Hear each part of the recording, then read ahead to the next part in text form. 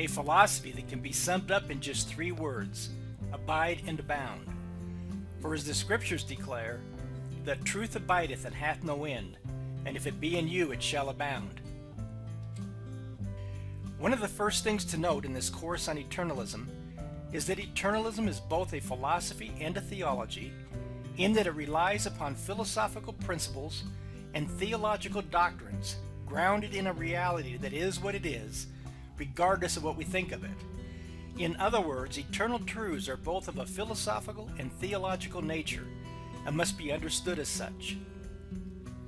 In this module, therefore, we'll differentiate between philosophy and theology, and thereby gain a better understanding as to why Brigham Young admonished the saints in his day to cease to be children and become philosophers, and not only to become philosophers, but profound theologians.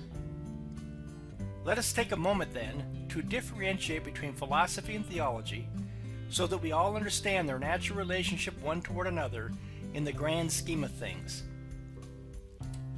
Here then is a diagram of the relationship between philosophy and theology.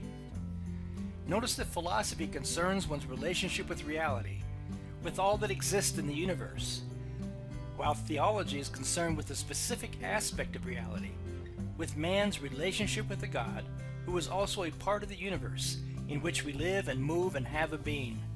And so we see that philosophy is the wider and more encompassing science, while theology is the far more specific science of eternal life, concerning our relationship with the God of heaven and earth. So much so that as Brigham Young reflected on these matters, he declared, "I was led to reflect that there is no act, no principle, no power belonging to the deity that is not purely philosophical." Given that there is no act, no principle, no power belonging to the deity that is not purely philosophical, it would be foolish for we LDS to dismiss philosophy or theology out of hand as unworthy of our attention. Rather, the best way to combat false philosophies or theologies is not with silence or condemnation, but rather with true philosophical principles and true theological doctrines. And so we find Brigham Young admonishing the saints of his day, "This people have embraced the philosophy of eternal lives, and in view of this we should cease to be children and become philosophers, understanding our own existence, its purpose and ultimate design." In short, we are thinking philosophically and have become philosophers whether we know it or not. But many of these philosophical questions cannot be answered without also understanding our relationship to God and His Son Jesus Christ. And so Brigham Young declares, "We want every branch of science taught in this place that is taught in the world, but our favorite study is that branch which particularly belongs to the elders of Israel, namely theology.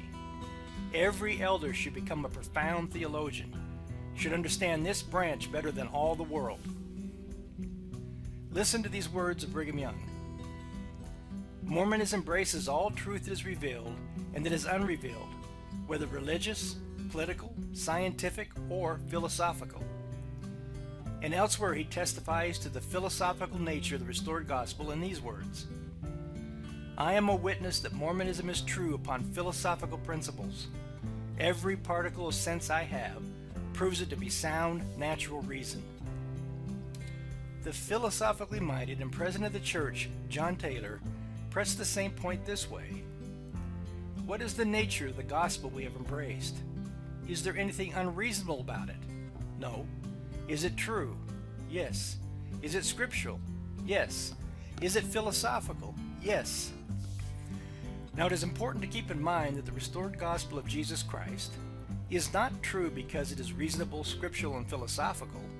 Rather, it is reasonable, scriptural, and philosophical because it is true.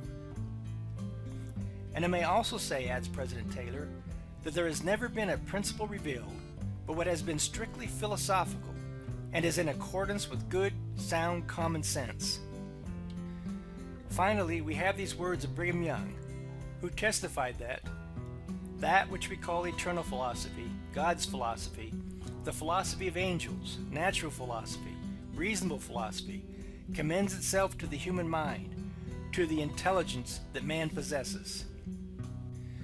And so we see that eternalism, the philosophy of eternal lives, the philosophy of heaven and earth, eternal philosophy, God's philosophy, the philosophy of angels, natural philosophy, reasonable philosophy, concerns both our relationship with reality as well as man's relationship to God.